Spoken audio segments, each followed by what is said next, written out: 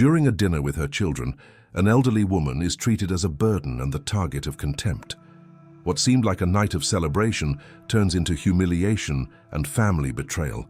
But they didn't know she was hiding a secret that could change everything. And what happens next will deeply move and surprise you.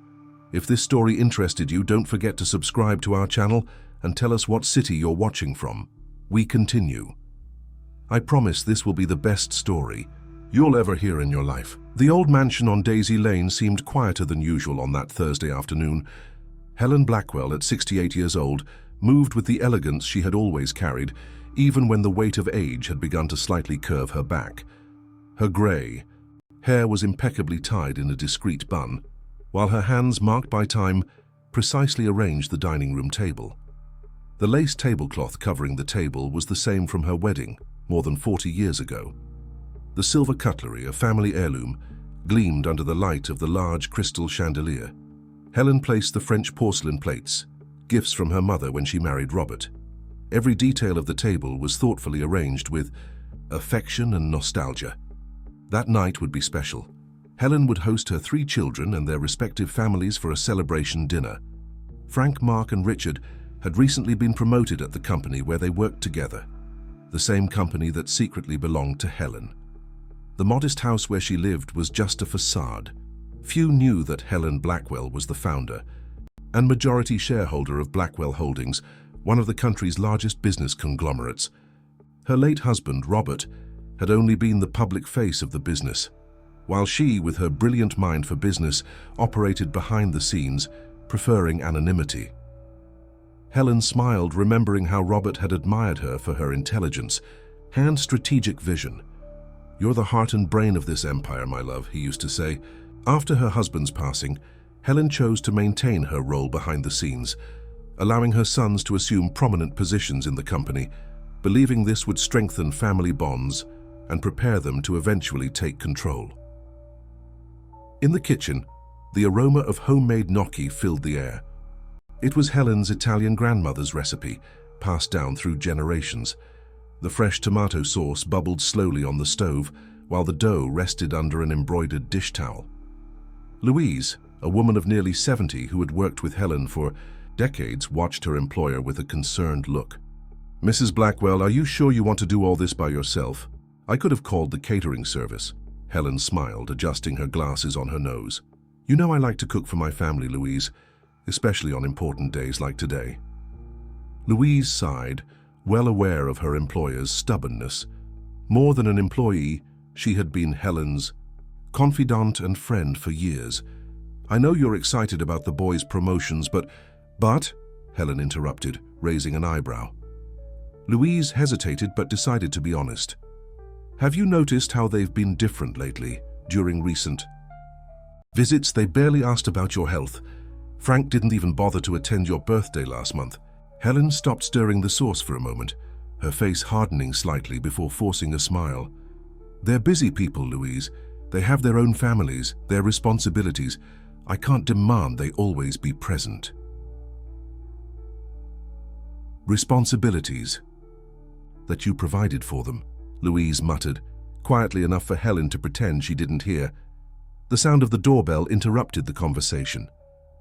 Helen adjusted the navy blue dress she had chosen for the occasion and headed to the door. Louise, still suspicious, retreated to the back of the house where she would remain available if needed. Frank, the eldest son, was the first to arrive, accompanied by his wife Christine and their teenage twins, Luke and Peter. At 45, Frank carried the typical arrogance of someone who thinks himself indispensable. Financial director of the holding company, he was known for his calculating coldness. "Mom," he greeted with a quick and distant kiss on Helen's cheek. "This place is still exactly the same, isn't it? Don't you ever think about renovating?" Christine, a woman of impeccable appearance and calculated smile, entered right after, extending her hand as if greeting a distant acquaintance, not her mother-in-law. "Helen, it's been a while. The boys were just commenting that it's been months since we visited this charming house." The twins, absorbed in their cell phones, barely raised their eyes to greet their grandmother. Helen led them to the living room, where she offered appetizers and drinks. It wasn't long before the doorbell. rang again. It was Mark, the middle son, considered the most brilliant of the three, the company's marketing director. Beside him was his wife Deborah, a former model who always made a point of mentioning her glorious past on the runways, and their daughter Sophie, a 16-year-old, who, unlike her cousins, hugged her grandmother with genuine affection. "Grandma, I brought that book you asked me for," Sophie whispered, discreetly handing a package to Helen, who smiled gratefully. Finally, Richard arrived, accompanied by his wife Amanda. Childless, the couple lived a life of luxury and constant travel.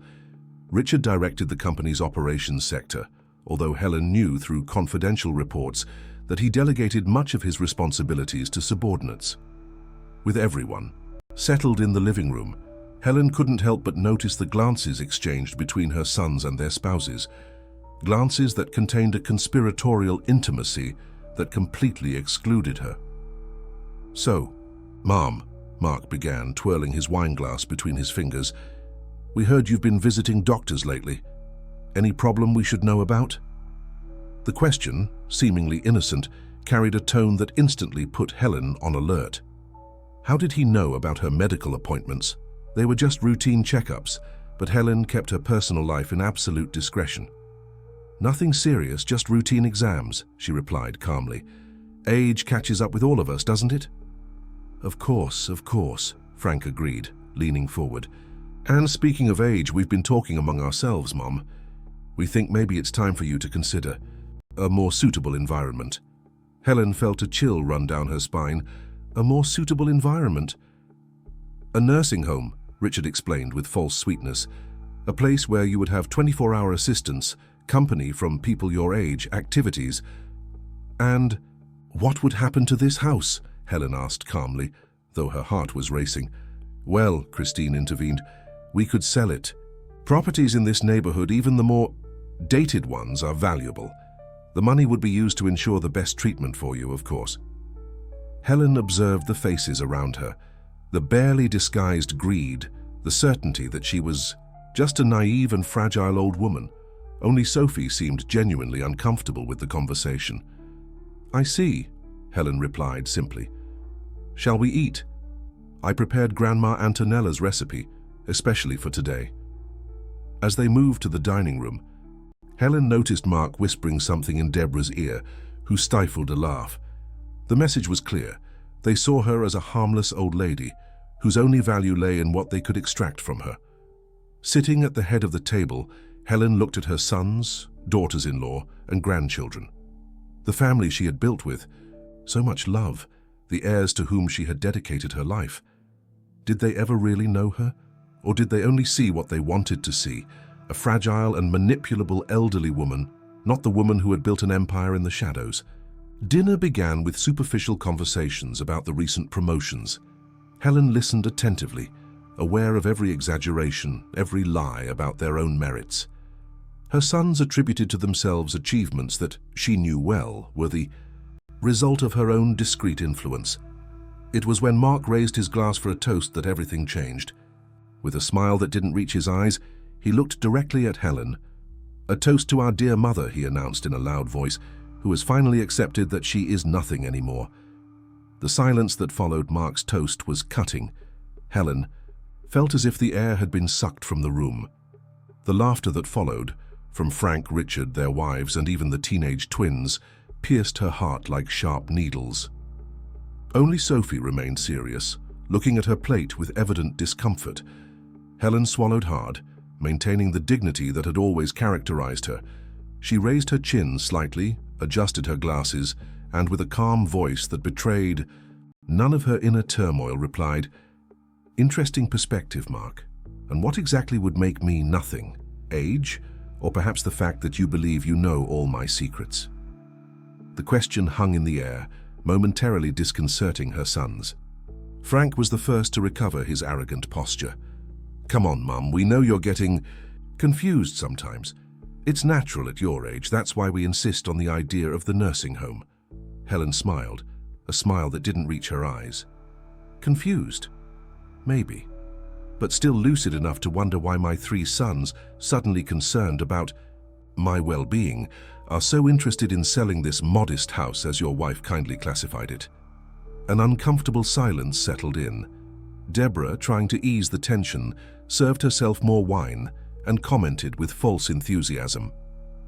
"This sauce is divine, Helen. You must give me the recipe." "Certainly," Helen replied, "although I doubt you have the patience to prepare it. It takes hours of dedication, something that requires genuine commitment, not just appearances." The rest of the dinner proceeded in a tense atmosphere. When everyone left around 11 at night, Helen remained seated in the empty room, contemplating the leftovers of the meal and the remnants of an illusion that had just shattered. Louise appeared at the door, her face marked with concern. "Are you all right, Mrs. Blackwell?" "No, Louise," Helen replied honestly. "But I will be." The next morning, Helen awoke with renewed determination. The emotional blow of the previous night had crystallized something within her, a resolution not to allow her own family to reduce her to nothing. After breakfast, Helen called a number she rarely used. It was Charles Wilson, her personal lawyer and one of the few who knew her true position at Blackwell Holdings. "Charles, I need you to come see me today and bring all the foundation documents, please." 2 hours later, Charles was sitting in Helen's living room, folders open, on the coffee table. "They really have no idea, do they?" he asked, adjusting his glasses while examining some papers. "That you're the majority shareholder, that the house where you really live is managed by a foundation in your name, that all assets are protected." "Apparently not," replied Helen, leafing through one of the reports. "And I intend to keep it that way for now, but I need to know exactly what's happening in the company. I've been receiving some worrying signals." Charles hesitated before responding. "Helen, there's something you need to know.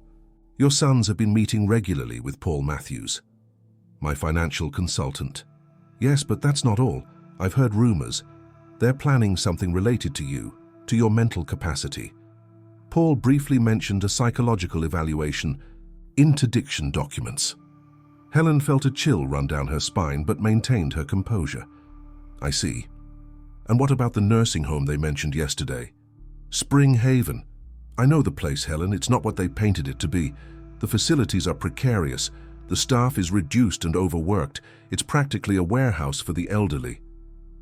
Helen nodded slowly, processing the information. "I want to visit this place today." "Helen, I don't think it's a good idea to expose yourself like that." "I won't go as Helen Blackwell.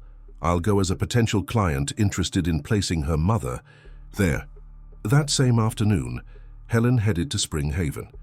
Dressed simply with a scarf partially covering her face and wearing different glasses than usual, she introduced herself as Mary Sanders, a retired teacher looking for a place for her elderly mother. What she saw broke her heart. Elderly people sitting in poorly lit corridors, vacant stairs, some calling for family members who never appeared. Staff running from one side to the other, visibly exhausted. Rooms shared by 4 or 5. People without privacy. The smell of cheap disinfectant, trying to disguise other less pleasant odors. This was where her sons wanted to place her, in that place of abandonment and forgetfulness. Upon leaving, Helen made a significant anonymous donation, leaving her business card, the foundation's, not her personal one, with the promise of more help in the future. Back at her house, Helen called Louise. "I need your help, my friend. But I must warn you, what I'm about to do may bring serious consequences." Louise smiled, her eyes shining with decades of loyalty. "I'm with you until the end, Mrs. Blackwell, whatever you need.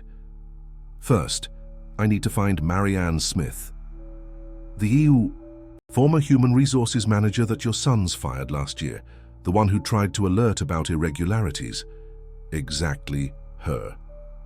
3 days later, Marianne Smith entered discreetly through the back door of Helen's house. At 45, she was a competent woman who had been fired after questioning certain administrative decisions by Frank and Richard. "Mrs. Blackwell," Marianne shook the former employer's hands with respect, "I confess I was surprised by your contact." "Thank you for coming, Marianne. I know your memories of the company aren't the best." Marianne smiled bitterly. 15 years of dedication thrown away because I refused to falsify productivity reports to cover up your son Frank's constant absences. Helen nodded, feeling the weight of guilt. That's why I'm asking for your help now. I need someone who knows the backstage, who knows where to look, and who has the courage to face whatever we might find. Are you talking about an internal investigation? I'm talking about discovering the truth, Marianne. All of it. No matter how painful it may be. Over the following weeks, Helen, with the help of Marianne and Charles, conducted a discreet investigation into her son's activities at the company. What she discovered was devastating. Frank used the corporate car for extramarital encounters and accumulated unjustified absences. Mark, the brilliant marketing director, diverted significant funds to parallel accounts in tax havens. Richard, always the most discreet, frequently abandoned his duties to accompany Amanda, who was secretly starting a competing business using confidential information from Blackwell Holdings itself. But there was something even more disturbing. An internal audit, conducted by a trusted specialist hired by Helen, revealed traces of financial fraud in old contracts she had never authorized. The sons, as directors, had signed fraudulent agreements to cover up losses caused by mismanagement. It's worse than we imagined, commented Charles, examining the documents. There's a conspiracy between 2 board members and your sons to divert funds through shell contracts. We're talking millions, Helen. Helen looked out, the window observing the garden she tended with such care. The roses she had planted years ago bloomed vigorously, oblivious to the human chaos unfolding. What do you intend to do? Asked Marianne. First, ensure that all evidence is secure. Then, Helen hesitated, her mother's heart still reluctant, to accept the complete betrayal. Then I need to make decisions that should have been made a long time ago. That night, while organizing documents in her secret office, a hidden room behind a bookshelf in the house's library, known only to Louise, Helen received an alarming call from Charles. Helen, someone tried to hack into the company's main server. We lost some reports that directly linked your sons to the fraud. How is that possible? Who would have access to those servers? We suspect internal sabotage. Marianne intercepted a conversation between Deborah and the former IT director. It seems there's an emergency plan to destroy any evidence before an official audit is initiated. Helen felt a wave of urgency. Time was running out. Charles, we need to accelerate. Call an extraordinary board meeting for next week. As the majority shareholder, I have that right. Helen, this will expose you. Your sons will discover. It's time they discover who I really am, Charles, and what I'm capable of when provoked. In the days that followed, Helen worked tirelessly. She restructured her will, donating all her personal assets, including properties, stocks, and international accounts, to institutions that worked with abandoned elderly people, women over 50 in professional requalification, and vulnerable youth. She also prepared 3 envelopes. Each contained a letter of dismissal for just cause, confidentiality contracts, and documents that would prove each son's participation in the fraudulent schemes. The evidence was overwhelming, making any attempt at judicial contestation risky. Are you sure about this? Asked Louise, watching Helen seal the last envelope. They're your sons, after all. Helen raised her eyes, her gaze carrying the weight of an irreversible decision. They stopped being my sons the moment they decided to discard me like a worthless object, Louise. What I'm doing now isn't out of revenge, but for justice, for me and for everyone who has been harmed by their greed. On the eve of the board meeting, Helen visited her true residence, a discreet mansion on the outskirts of the city, managed by the foundation she had created years ago. She walked through the spacious rooms, touching furniture covered with sheets, recalling moments of happiness with Robert, before ambition consumed her sons. "Are you ready for tomorrow?" asked Charles, who accompanied her.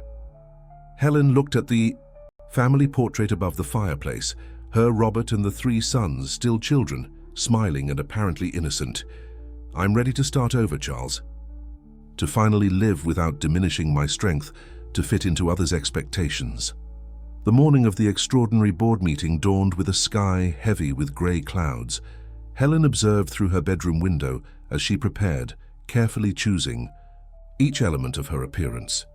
Today, she would not be the fragile elderly woman her sons imagined. She would be the powerful businesswoman she had always been. She opted for an impeccable navy blue suit, discreet but valuable jewelry, and tied her hair in an elegant bun. Light makeup enhanced her still beautiful features, despite the marks of time. Looking in the mirror, Helen saw not just the 68-year-old woman, but all the previous versions of herself. The ambitious young woman who had founded the company with a Robert, the dedicated mother who had believed in her son's potential, the widow who had chosen to remain in the shadows. "You look stunning, Mrs. Blackwell," commented Louise, entering the room with a cup of tea. "You look ready for war." "And I am, my friend," replied Helen, accepting the tea. "A war for the truth." Charles picked her up punctually at 9 o'clock. On the way to the Blackwell Holdings headquarters, an imposing building in the city's financial center, he updated Helen on the latest details. "The board members have already been informed about the agenda, but not about your presence. Your sons will certainly be there, probably planning how to cover up the evidence we still have.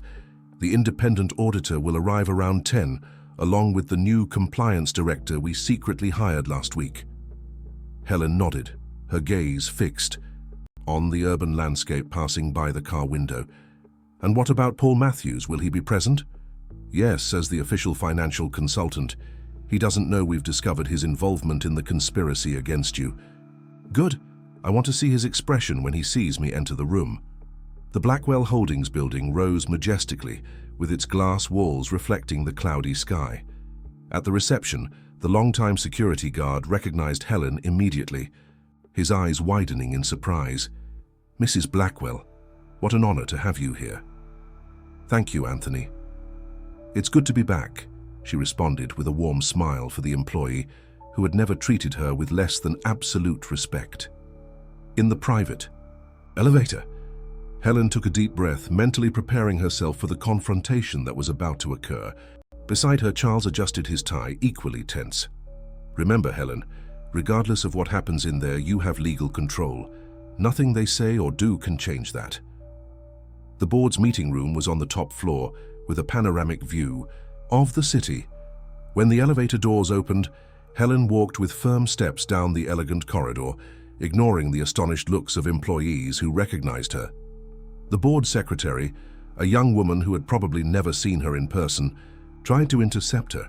"Ma'am, excuse me, but there's a private meeting happening." "You can't—" "Yes, she can," interrupted Charles, presenting an official document. "Helen Blackwell, majority shareholder and founder of the company." The young woman paled, stammering apologies while making way for them. The voices coming from inside the meeting room were heated. Helen immediately recognized Frank's, his authoritative tone dominating the discussion. And then, considering the situation, "I propose we accelerate the restructuring process before any external audit is initiated. If we can resolve everything internally..." Helen signaled to Charles, who opened the doors to the room without announcing. The silence that followed was absolute. 10 pairs of eyes turned to the entrance, registering first Charles and then, with visible shock, the elegant figure of Helen. Frank, who was standing presenting something on the screen, froze with the remote control in his hand. Mark, seated near the head of the table, dropped the pen he was holding. Richard, who was frantically typing on his laptop, raised his gaze with an expression that mixed surprise and terror. Paul Matthews, the financial consultant, looked about to faint. "Good morning, gentlemen," Helen greeted with a calm but firm voice. "I hope I'm not interrupting anything important." Charles pulled out the chair at the head of the table, the place traditionally occupied by the board president, a position that officially belonged to Frank. "Mum," Frank was the first to recover his voice, "what are you doing here? You should be at home, resting. These meetings are tiring and..." "Spare me your false concerns, Frank," cut Helen, her tone polite but icy. "Please sit down. I have important matters to discuss with all of you." Charles opened his briefcase, distributing documents to each board member. Helen observed with satisfaction as expressions changed from surprise to panic as they examined the contents. "As you can see," continued Helen, "I called this meeting in my capacity as the majority shareholder of Blackwell Holdings. Yes, gentlemen. For those who didn't know, and I imagine there are few in this room, I am the founder and holder of 65% of this company's shares. The older board members didn't seem surprised. Some nodded silently, as if finally witnessing something they had expected for years. The younger ones, appointed by her sons, looked perplexed from Helen to Frank, Mark, and Richard, seeking explanations. "Is this some kind of joke?" asked Mark, his voice betraying nervousness. "Mom, you're confused. Dad founded this company. You were just..." "Just what, Mark?" interrupted Helen. "The decorative wife, the housewife who didn't understand business. Is that what you always thought? What all of you thought?" Helen stood up, walking slowly around the table, her presence dominating the environment. "Your father, my dear Robert, was an extraordinary man, brilliant in public relations, charismatic, a true master in negotiations. But the strategic vision, the financial planning, the decisions that really built this empire..." She made a significant pause. "They were mine. They always were." Frank let out a nervous laugh. "This is absurd. We have documents, records that prove..." "The documents you tried to access last week, Frank. The same ones your friend from the IT department tried to delete from the main server." Helen smiled, a cold smile that didn't reach her eyes. "Fortunately, I keep copies of everything, in places you wouldn't even imagine looking." The door to E. The room opened again and Marianne entered, accompanied by two men in impeccable suits, the independent auditor and the new compliance director. "I believe you already know Marianne Smith," Helen introduced. "She returns to the company today as my personal assistant, and these are Dr. Anderson, forensic auditor, and Dr. Mitchell, our new compliance director." Paul Matthews rose abruptly, his face red with anger or fear. "This is irregular. You can't just appear after years of absence and..." "Yes, I can, Mr. Matthews, and you know that better than anyone since you were the one who drafted the original company bylaws at my request." Helen fixed a penetrating gaze on the consultant. "The same bylaws that you now helped my son circumvent to have me legally interdicted and take full control of my assets, including the modest house where I live, which they plan to sell, to supposedly pay for my treatment in a fifth-rate nursing home." The shock was visible on everyone's faces. Richard seemed to have lost all color, while Mark was sweating profusely. "Mum, this is a misunderstanding," tried Frank, his voice faltering. "We only wanted the best for you. Your health, your well-being." "Really?" Helen opened a folder that Charles handed her, removing some sheets. "Then perhaps you can explain to me why, in the last few weeks, you three had 6 meetings with the director of Spring Haven, a nursing home with deplorable conditions that I myself visited, or why you consulted 3 different doctors seeking reports of mental incapacity without me ever having been examined by any of them." The room plunged into silence. "But that's just the tip of the iceberg, isn't it?" continued Helen, her voice now laden with disappointment. "What really saddens me isn't your plans against me, but what you've done to the company I built with so much sacrifice." With a gesture, she indicated for Dr. Anderson to take the floor. The auditor presented with clinical precision all the irregularities found: misappropriation of funds, fraudulent contracts, misuse of company resources, tax evasion, falsified documents. As the presentation progressed, her sons' faces went from paleness to the intense flush of exposed shame. Helen remained firm, although each revelation was like a stab in her mother's heart. When the auditor finished, Frank tried one last card. "This is personal persecution. There's no concrete evidence of any of this. And even if there were, it would be your word against ours, Mom. Who do you think the public would believe? 3 respected executives or a potentially senile elderly woman?" Helen smiled, a sad but determined smile. "That's the issue, Frank.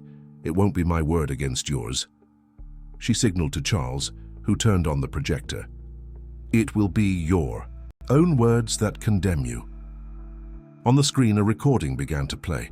It was a meeting between her 3 sons and Paul Matthews, held in Frank's office the previous week. The voices were perfectly audible. "And when she's legally interdicted, we transfer everything to the offshore accounts," said Mark. "The old lady will never know what hit her." "And if she resists?" asked Richard. Frank's response chilled the blood of everyone in the room. She won't. We already have doctors ready to certify that she's completely senile. If necessary, we can even help that process along a bit. Some medications can cause temporary mental confusion, you know? No one would question it. Helen turned off the video, unable to continue watching. The silence in the room was absolute, broken only by the sound of rain beginning to fall outside. I could turn this recording over to the police, Helen finally said. I could sue each one of you for attempted fraud, conspiracy, and in your case, Frank, even for attempted poisoning. She paused, looking deeply into the eyes of each of her sons. But I won't do that. Not because you deserve clemency, but because I don't want the name of this company, which I built with so much love, to be dragged through the mud. With a gesture, she signaled to Charles, who handed 3 identical envelopes, one for each son. Inside these envelopes, you will find your letters of dismissal for just cause effective immediately, along with confidentiality terms that will prevent you from speaking about this company or about me to anyone. There is also documentation about your irregularities, which will be kept confidential as long as you strictly comply with these terms. Frank tore open the envelope furiously, his hands trembling. You can't do this, we're your sons. No, replied Helen, her voice firm but laden with sadness. You are adults who made terrible choices, choices that have consequences. At that moment, the door opened again. To everyone's surprise, Deborah, Mark's wife, entered the room, her face contorted in a mask of fury. So this is how it ends, Helen? Destroying your own family. Have you thought about what the press will say when they learn that the great businesswoman Helen Blackwell has funds in tax havens? That her charity foundation is just a facade to avoid taxes? Helen observed her daughter-in-law with a calmness that disconcerted everyone. Mrs. Deborah, I'm afraid you're misinformed. All my international investments are declared and regularly audited. As for the foundation, it has transparency certifications from 3 independent international organizations. Helen smiled slightly. But it's interesting that you mentioned tax havens. Perhaps you'd like to explain to those present about your new fashion consulting company, registered in the Cayman Islands, which has been receiving substantial transfers from accounts linked to our holdings marketing department. Deborah paled, taking a step back. How did you? I know everything, Helen replied simply. I always knew. I just chose to believe that you could be better than this. Turning to the board, Helen resumed her professional posture. Gentlemen, from today on, I officially assume the presidency of this company. All contracts signed in the last 6 months will be reviewed. A complete audit will be conducted in all departments. Employees unjustly dismissed will be invited to return, if they so wish. She paused, looking at each board member. Those who wish to remain on this board must demonstrate their commitment to ethics and transparency. The rest can follow my son's example and withdraw immediately. 3 board members rose in silence and left the room, following Frank, Mark, and Richard, who were withdrawing with their heads down. The others remained seated, some with expressions of relief, others with evident admiration for Helen. When the room emptied, leaving only Helen, Charles, Marianne, and the new executives, she allowed herself a moment of vulnerability, her shoulders yielding slightly to the weight of what she had just done. It's done, she murmured, more to herself than to the others. Charles gently squeezed her shoulder. You were extraordinary, Helen. You always have been. Marianne approached with a glass of water. Mrs. Blackwell, are you all right? Do you need anything? Helen accepted the water, her gaze lost in the urban landscape through the large windows. The rain was falling more intensely now, washing the city. I'm fine, Marianne. Or at least I will be. She turned to those present, her determination rekindling. We have a lot of work ahead of us, a company to rebuild, values to restore. As the group began to discuss the next steps, Helen couldn't help but wonder where she had gone wrong as a mother. Analyzing the past, she realized how she had prioritized protection and stability, but perhaps had never really taught boundaries and empathy to her sons. The absence of accountability had become fertile ground for unbridled selfishness. "A car is waiting for your sons in the garage," informed Charles, interrupting her thoughts. "They have 24 hours to empty their offices under supervision." Helen nodded, feeling the weight of each decision made that morning. She wasn't just an executive reclaiming her company. She was a woman reclaiming her own life, her identity, her strength. "Marianne," called Helen, "please schedule a visit to Spring Haven for tomorrow. I want to initiate a complete renovation project for that place. No elderly person deserves to be treated as disposable." As the meeting continued, outside the rain began to diminish, and a timid ray of sunshine broke through the clouds, like a promise that, even after the most violent storms, there is always a chance for a new beginning. 3 months passed since the meeting that transformed Helen's life and the structure of Blackwell Holdings. Spring had arrived in full force, bringing renewal not only to nature, but also to the business and to the businesswoman's heart. Helen had fully resumed control of the company, implementing significant changes in management and organizational culture. The new company motto, "Integrity above profit," wasn't just a marketing slogan. It reflected the values she had always cultivated and now made a point of making explicit. On that sunny Saturday morning, Helen walked through the gardens of her true residence, the discreet mansion on the outskirts of the city that she had finally decided to inhabit. After decades living in the modest house to maintain appearances, she had allowed herself the comfort that her hard work had earned. Louise approached, bringing a tray with tea and cookies. "Mrs. Blackwell, Miss Sophie is here. Shall I bring her to you?" Helen felt a slight start. Since the confrontation with her sons, she had had no contact with any family member. Communication took place exclusively through lawyers, with the terms of the agreement being rigidly followed. Frank, Mark, and Richard had moved to different states, trying to rebuild their careers away from the shadow of the scandal that, although kept confidential, had run through the business world's backstage.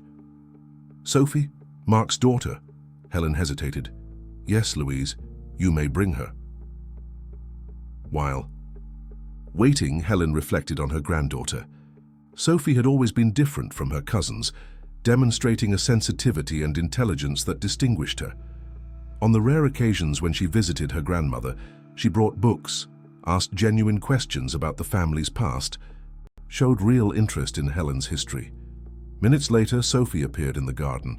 At 16, she was a young woman of discreet beauty and intelligent gaze. She wore simple jeans, a white t-shirt, and carried a worn backpack, a stark contrast to the ostentatious style that Deborah had always imposed on her daughter for social occasions. "Grandma," Sophie greeted, hesitant, stopping a few steps away.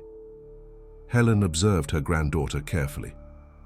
There was something different about her, a new determination, a seriousness in her gaze that went beyond her years. "Sophie, what a pleasant surprise.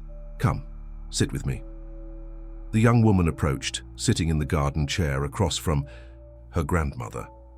For a few moments they remained in silence, the only sound being the singing of birds and the slight rustling of leaves in the spring breeze.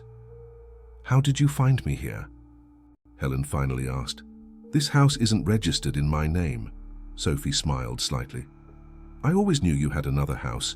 Once, when I was about 10, I followed the driver's car when he came to pick up some documents for you. I saw from a distance, never entered, but I kept the address." She paused. "I always knew there was more to you than my parents allowed us to see." Helen served tea for both of them, impressed with her granddaughter's insight. "And what brings you here today, Sophie? Do your parents know you're visiting me?" The young woman's face hardened slightly. "I'm not speaking to my parents. I left home 2 weeks ago." Helen almost dropped her cup. "What do you mean you left home? Where are you living?" "With my friend Julia and her parents. They're good people. They took me in when—" Sophie swallowed hard, visibly fighting back tears. "When I discovered the whole truth." "What truth, dear?" "About what they planned to do to you, about the fraud, the misappropriations, everything." Sophie raised her gaze, directly confronting her grandmother. "I heard the conversations, Grandma. At night, when they thought I was sleeping. My father and mother discussing how they would solve the old lady problem. how they would call doctors to forge reports, how they would sell your house. Tears now flowed freely down the young face. Helen felt her heart tighten.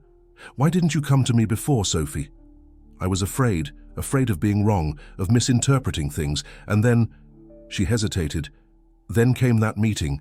Everyone at the company was talking about it, even while trying to keep it secret. How the real owner appeared and exposed all the schemes. How my father and my uncles were fired." Helen remained silent, allowing her granddaughter to continue. "When we returned home that day, I had never seen my father so furious. He broke things, yelled at my mother, said he had been betrayed, humiliated. He said horrible things about you." Sophie dried her tears with the back of her hand. "That's when I understood that everything I suspected was true. They really planned to harm you. And that's why you left home." Sophie nodded. "I couldn't look at them the same way anymore. Not after knowing what they were willing to do. To their own mother. What does that say about their character, about what they would be capable of doing to anyone?" Helen extended her hand, gently touching her granddaughter's arm. "Sophie, regardless of your parents' mistakes, they are your family. You're a minor. You can't simply—" "Yes, I can," interrupted Sophie with surprising firmness. "And that's why I'm here today. I didn't come to ask for shelter or money. I came because I want you to know that not everyone in the family is like them." Something in her granddaughter's determination deeply touched Helen. She recognized in her the same indomitable spirit she had always carried, the refusal to accept unacceptable situations, the courage to break with the established when necessary. "What do you intend to do, Sophie? What are your plans?" The young woman straightened her shoulders. "I'm studying for the university admission exams. I want to study business administration with a focus on social projects.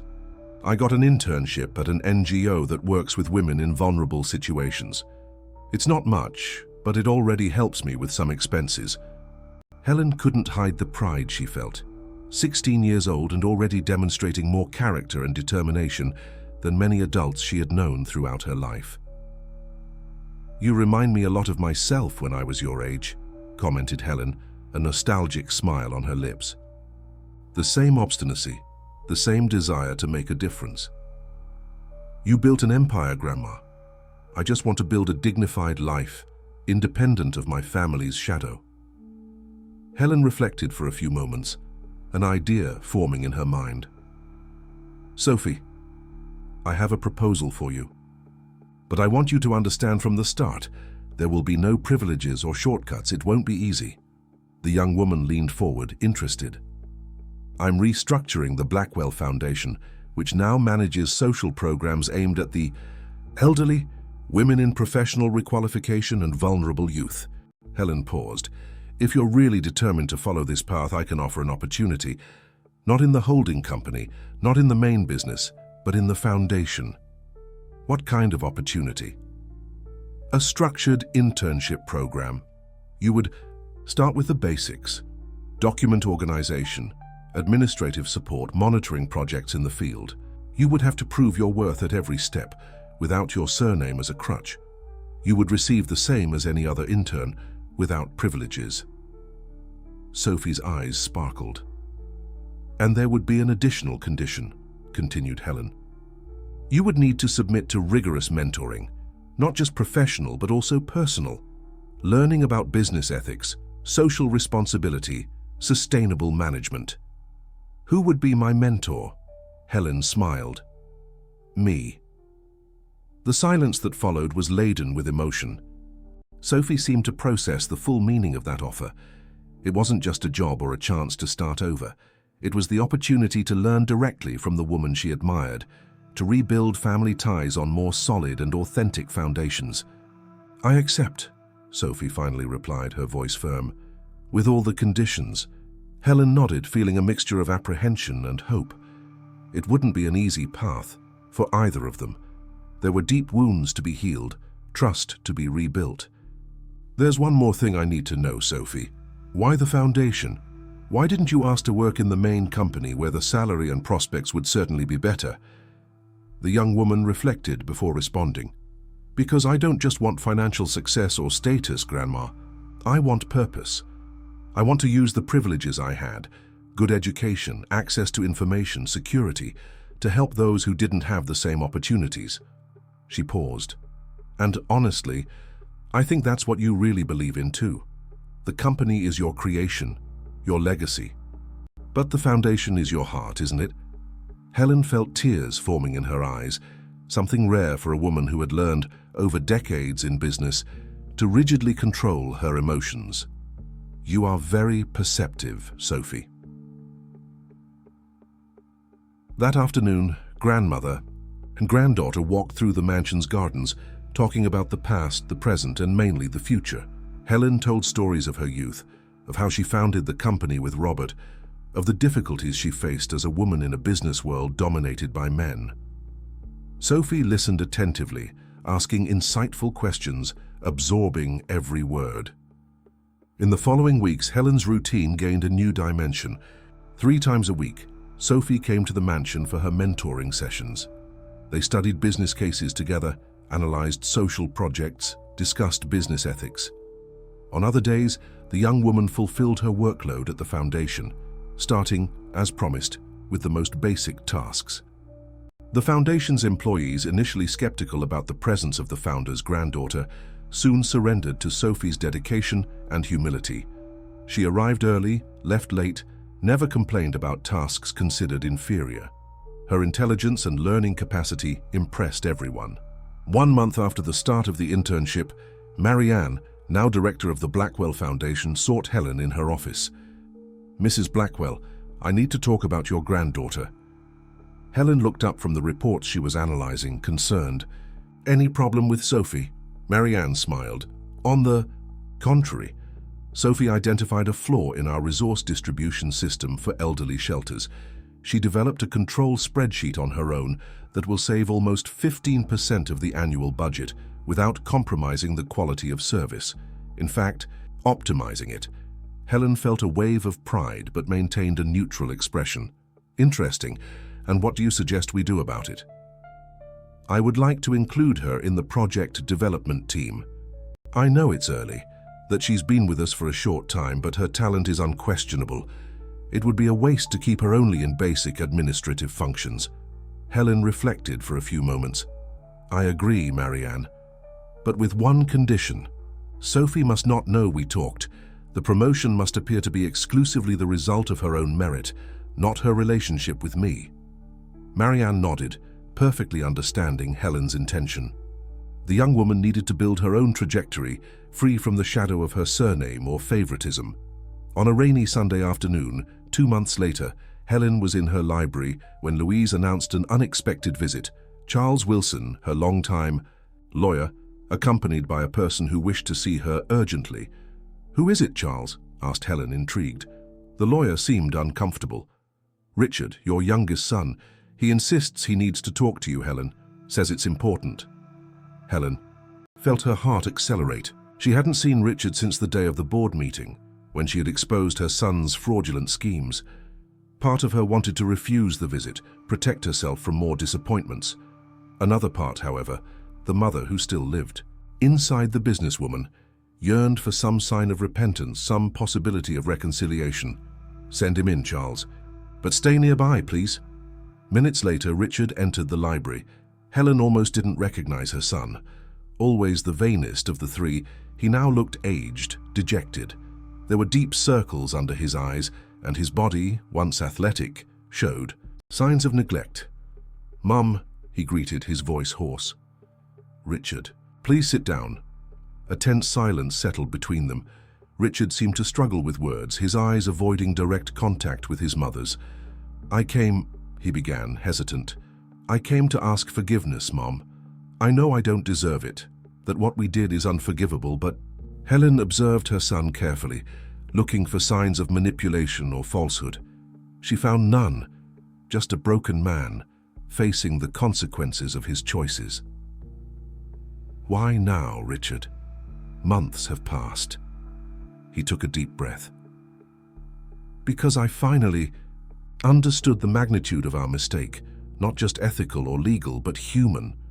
Richard raised his gaze, finally facing his mother. I lost everything, Mom. Amanda left me. No serious company wants to hire me. Friends disappeared, but none of that compares to the weight of knowing what we tried to do to you, to our own mother. Helen remained silent, allowing her son to continue. I didn't come to ask for money or a job or anything material. I came because I can't live with this weight on my conscience anymore. I need you to know that I am deeply sorry. And your brothers? Are they sorry too? Richard shook his head. Frank is in Europe trying to rebuild his career with old contacts. Mark and Deborah separated. He blames her for the plan against you. She blames him for the failure. They're in a terrible legal battle. He paused. Neither of them knows I came to see you. They would probably consider me a traitor. Helen stood up, walking to the window. The rain fell gently outside, creating a silver veil over the garden. You know, Richard, since that day at the company, I've been wondering where I went wrong as a mother. How I raised 3 sons capable of conspiring against their own mother, of planning to discard her like an object without utility. You didn't go wrong, Mom. No, Richard, I did go wrong, interrupted Helen, turning to face him. I was wrong to protect you too much, to give you everything without requiring responsibility in return. I was wrong to think that love meant sparing you from the consequences of your actions. I was wrong to believe you could value something you received without effort. Richard lowered his head, unable to contest. What happened taught us valuable lessons, son. To you, I hope it taught that character is more important than status or money. To me, it taught that true love isn't overprotection, but honesty and clear boundaries. Approaching her son, Helen placed her hand on his shoulder. Your repentance seems sincere, Richard, and for that I'm willing to offer something you didn't ask for, but which might be what you really need. A chance to start over. Not in the family business, not in the holding company, but in a parallel project I'm developing. Richard's eyes shone with a mix of surprise and hope.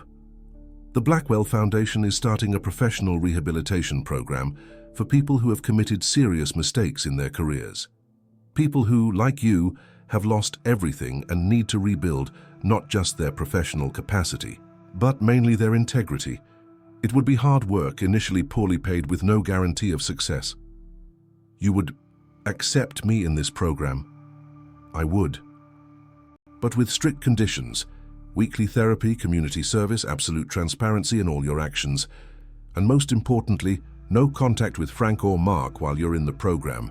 The toxic cycle needs to be broken. Richard seemed to process each word, the weight of the offer and its implications. Why are you giving me this chance, Mom? After everything we did? Helen smiled, a smile that mixed wisdom and a deep understanding of human nature. Because I believe in the possibility of redemption, Richard.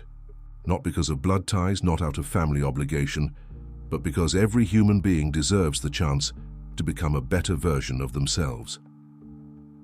That night, after Richard's departure, Helen sat on her veranda, observing the rain that still fell gently. She reflected on the turbulent months, the painful discoveries, the difficult decisions she had needed to make. She thought of Sophie, so young and already so determined to build her own path based on solid values. Of Richard, finally facing the consequences of his choices, seeking a path of redemption. Of her other sons, still trapped in their own arrogance and resentment. Helen understood with the wisdom that only years and trials can bring, that true power was not in control of the company, in accumulated wealth, or even in the ability to punish those who betrayed her. True power resided in the freedom to choose who to be, independent of others' expectations or roles imposed by society. At 68, she had finally abandoned the need to diminish her light so that others wouldn't feel overshadowed. She had fully accepted her strength, her intelligence, her ability to lead and transform.